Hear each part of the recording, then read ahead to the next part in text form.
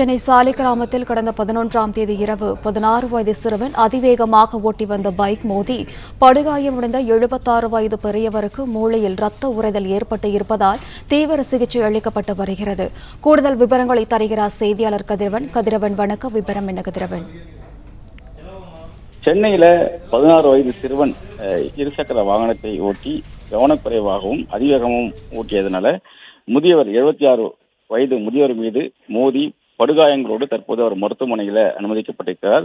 மூளை கசிவு ஏற்பட்டு தீவிர சிகிச்சை பிரிவில் அனுமதிக்கப்பட்டிருப்பதாக தெரிவிக்கப்பட்டிருக்கிறது. சிறார் மோட்டார் வாகன சட்டம், சிறார் சட்டம் உள்ளிட்ட 3 பிரிவின் கீழே பாண்டிபஜார் போக்குவரத்து போலீசார் வழக்கு பதிவு செய்து விசாரணையை மேற்கொண்டு வருகிறார்கள். குறிப்பா சென்னை சாலிகிராமம் காந்தி நகரை சேர்ந்த சம்பத் 76 வயது. இவர் ஓய்வு பெற்ற அரசு ஊழியர்.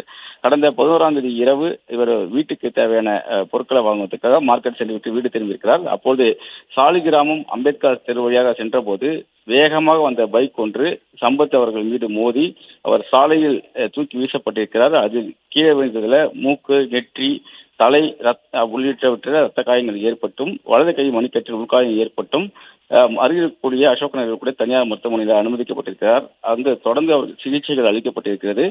மருத்துவர்கள் அவருக்கு மூளையில் ரத்த கசிவு ஏற்பட்டிருப்பதாக தெரிவிக்கப்பட்டிருக்கிறது.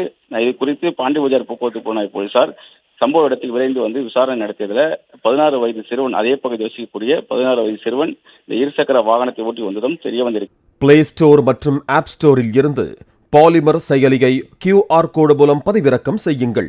செய்திகளை உடனுக்குடன் பெறுங்கள்.